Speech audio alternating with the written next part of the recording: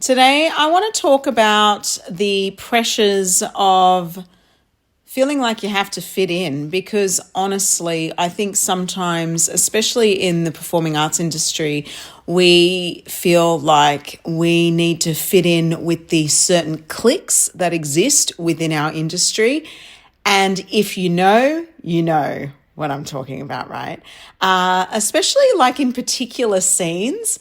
I feel like sometimes in Sydney, there are definite cliques within the dance industry, which I'm just not down with. I've never been one to follow suit when it comes to that sort of thing. And I tend to stick out like a sore thumb at times. But you know what? Today is all about being unfiltered and unapologetic, because I want to talk about my business lessons from not fitting in. From not fitting in. So if you're one of those people that sometimes feels like you're not one of the cool kids, you're not in the clique, you're not invited to the party, that's cool. That's me too. I've got you, man. I've got you. So let's talk about that, because there are definite advantages to that. And we want to be embracing, the outsider's advantage, I suppose. So let's embrace the edge. All right, let's kick into today's episode of Studio Talent Collective, the podcast. Here we go. I'm Josephine Lane Cuba, and welcome to Studio Talent Collective, the podcast for dance and performing arts studio owners. Here we share industry insights, inspiring stories, and real talk to help you build a thriving studio and in-house talent agency.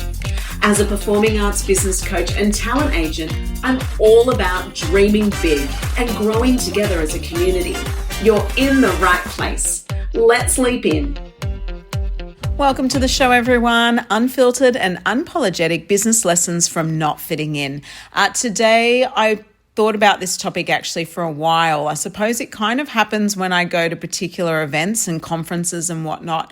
And I'm like, sometimes I don't feel like I am in the in crowd, even though I have lots of people that, love and support me. And I definitely have a beautiful community around me. And I'm very much about attaching to the shrapnel of society. I love people who are different. I love people that live in color. I love people that have their own voices. I'm very attracted to that sort of energy.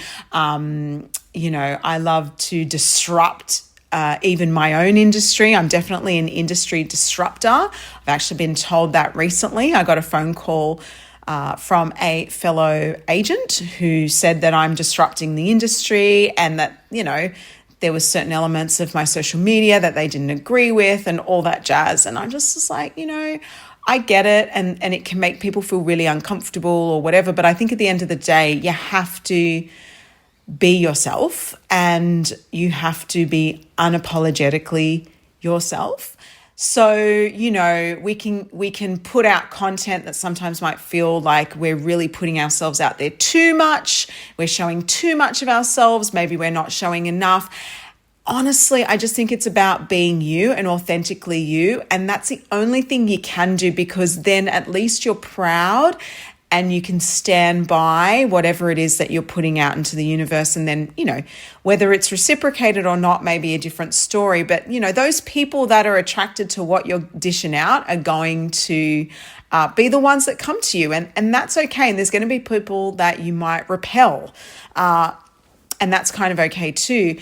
This also came about today because my daughter was talking about, something at school. And she literally was saying, oh yeah, the popular kids do this and the popular kids do that. And I said to her, honestly, like what qualifies as popular? Like, why are they popular? You've got a group of friends. They've got a group of friends. Like, it doesn't matter. Like, it's just so ridiculous, this whole popularity contest and this popular culture that we live in, which is amplified by shiny social media, that comparisonitis, which I've talked about before, where we compare ourselves to others, and this unrealistic expectation that our lives should look like the highlight reel that we're seeing around us. And it's just so unrealistic, you know. I've been made to feel very uncomfortable in particular rooms, not going to lie, literally to the point where I was at a conference in Sydney once, and let's say one of the cool kids, I went to have a conversation with them, and I call them cool kids in jest. Like, really, it's about perception, isn't it? Like, hey, I'm a cool kid too. And I know if you have to say you're cool, then you're not cool, right? But I remind my kids this all the time. Like, they're like, oh, you know, oh, mom, don't say it. I'm like, do you know how cool I am? Like, I was a rock star in my 20s, man. Like, I was in a rock band. I had fans in Amsterdam, dude. Like, don't even tell me that you know, that I'm not cool. I'm way cooler than you think. But I laugh because, you know, now I'm just like, you know, my 40s, whatever. And I'm so daggy sitting here recording this podcast. And I even had this conversation with a friend this morning on my walk that I just, like, even the way I dress, like, I'm just not one of those people that care that much anymore. I know I should, and I probably, you know, I have fashion sensibility. I don't know. I just choose comfort over that most of the time. It's just who I am. I'm not high maintenance. I don't dig all that. And that's cool too. So, you know, I find it very, very, very funny. But look, I think there is an absolute pressure to fit in. Oh, I forgot to tell you. That's right. I'm going on a tangent. But at that particular event, I went to talk to someone and say hello, and they literally just didn't say anything and turned their back and then spoke to someone else. And I thought, wow, you know, that is so uncool. Like, if that's what cool looks like, I don't want a piece of that. And it's part of the reason that I really decided to define even my brand, like in my business. Like, I think there was a lot of stuff that I was doing for a long time because I thought I should do that, or I should offer this service, or I should serve that particular client. And then realize that, why should I do anything? What, am I trying to emulate that person over there because they're successful in that particular arena?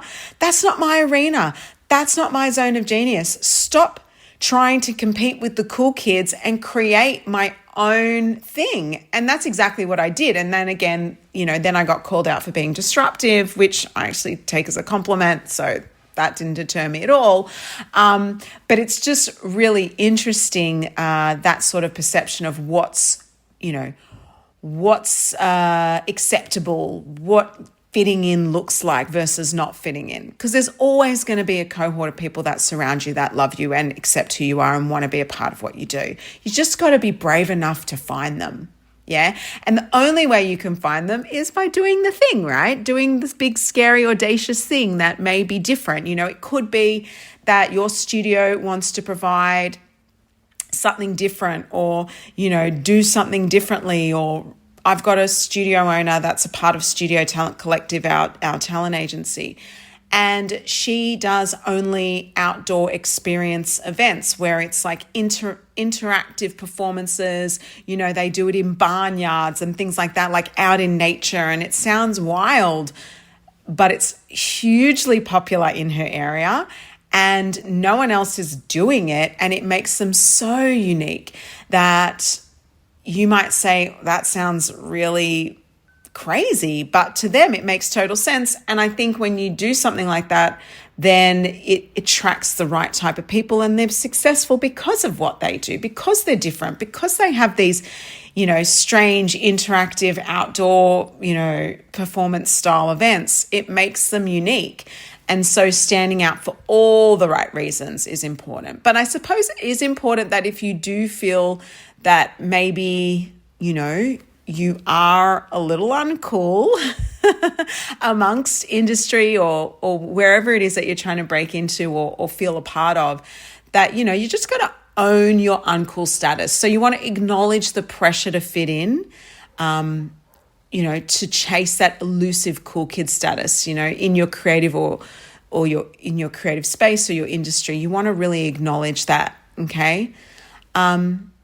And so, you know, I personally think you shouldn't care about fitting in. I really do. Most cool crowds are based on gatekeeping, usually fleeting trends, definitely things that are usually quite superficial, and there'll definitely be superficial attributes there. And I think that anything that's built on superficial attributes can be quite dangerous as well. Again, I come back to that social media aspect, and even the dance industry as a whole, I mean, it's changed a lot, and we're seeing a lot more diversity, not just through dance, but if I think about my expertise in, managing talent for screen and, stage productions.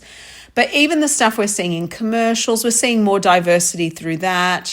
What used to be very uncool, like, for example, having a more heavier set body, being overweight, having freckles or whatever, like whatever it was, whatever was perceived as uncool is now perceived as trendy or in the commercial space, that's for sure. Like, we're talking about television commercials and advertising in general.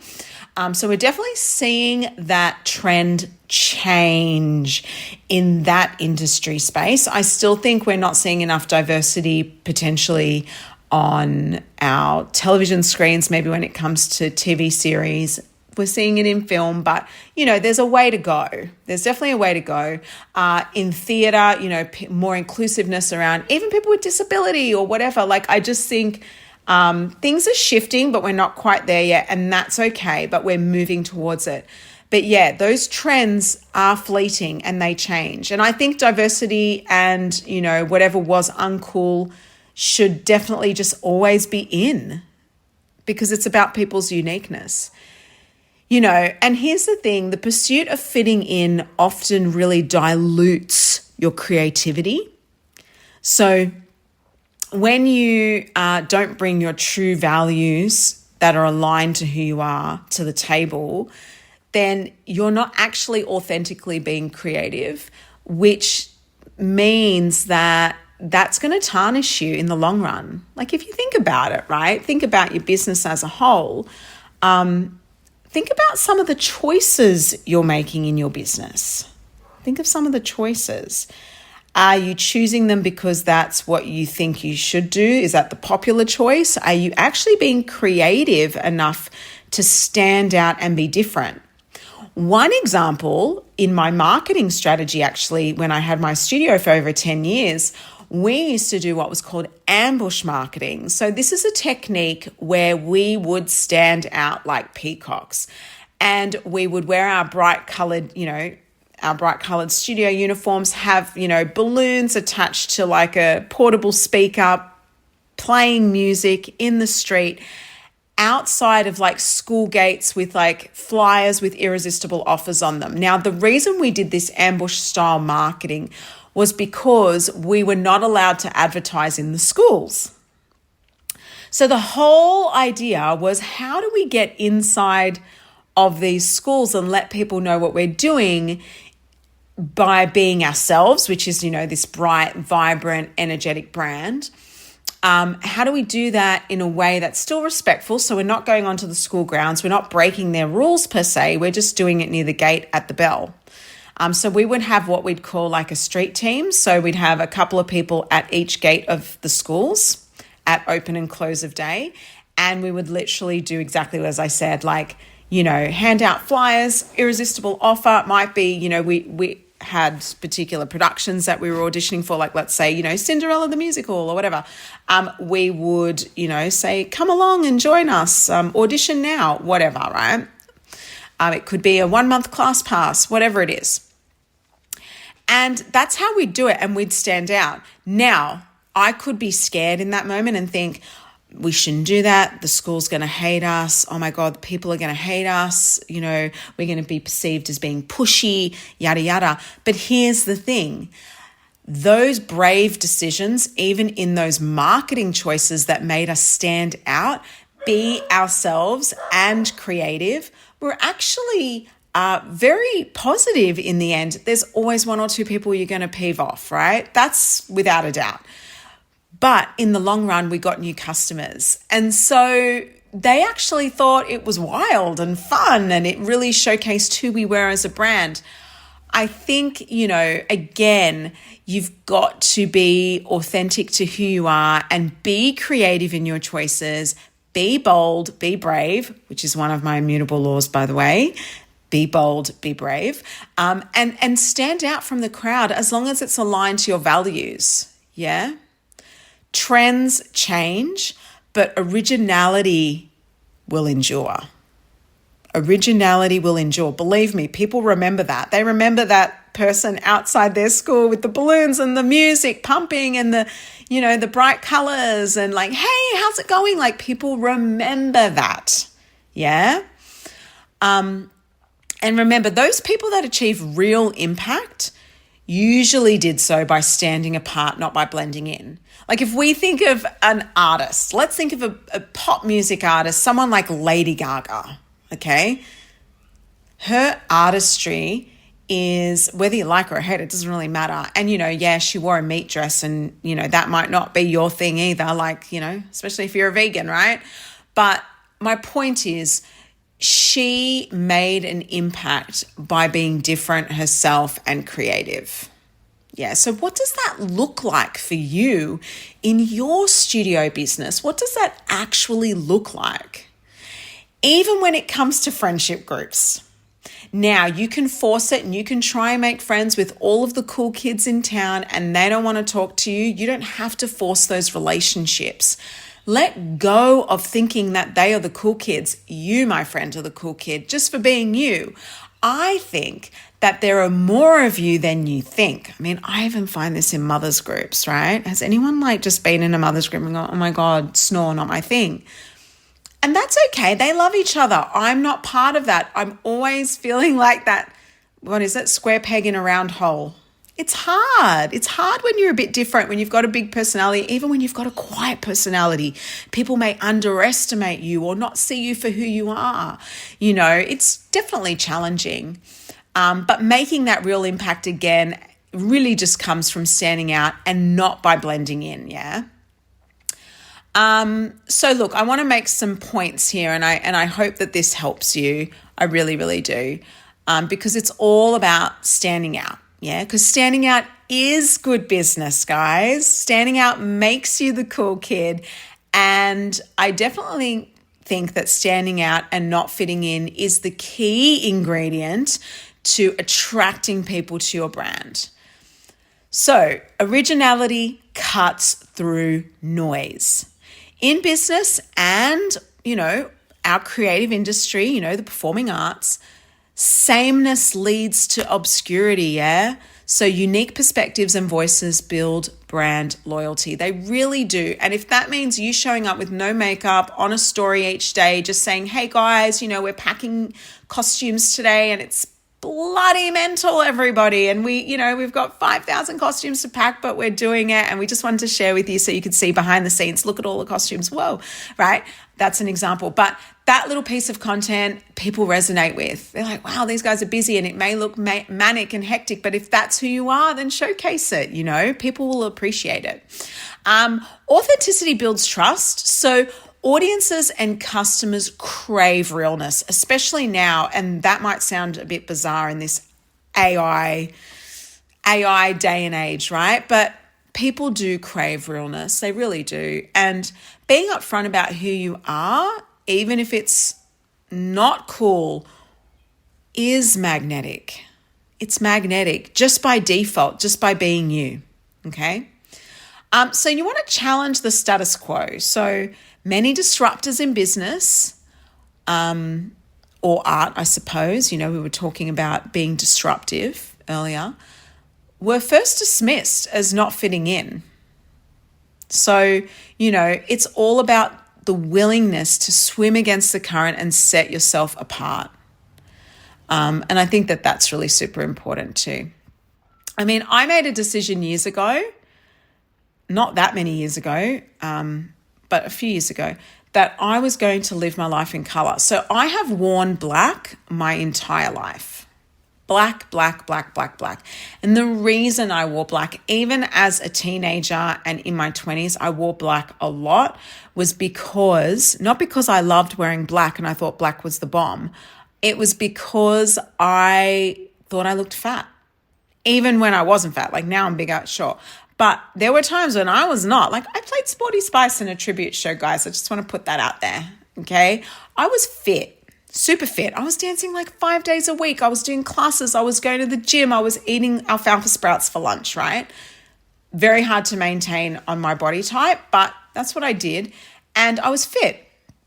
Still never super petite, like a ballerina petite type body. Just never was my thing, but I was fit.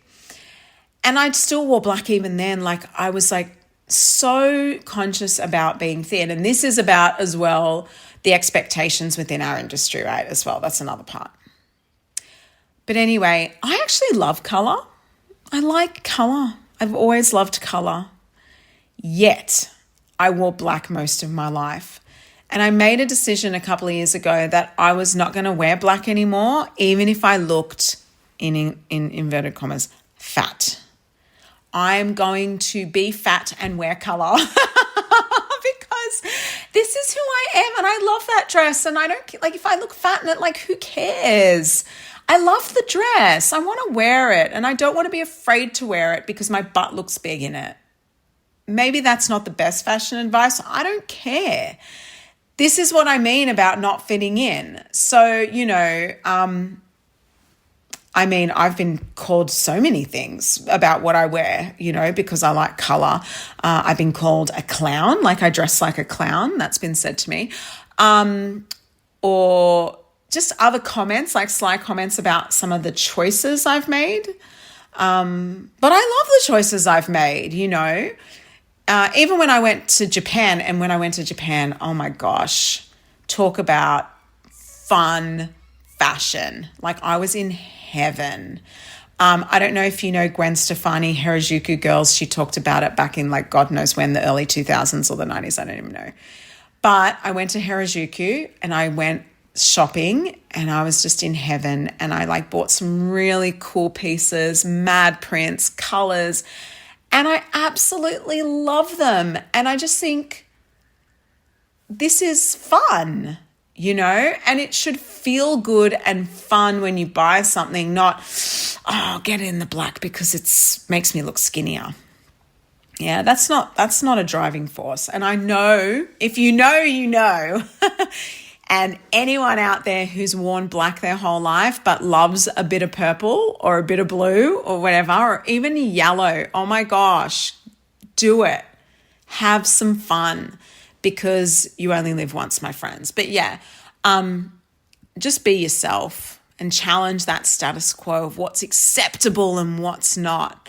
Another point I want to make is that innovation comes from the margins. So most breakthrough ideas happen outside of the box, right?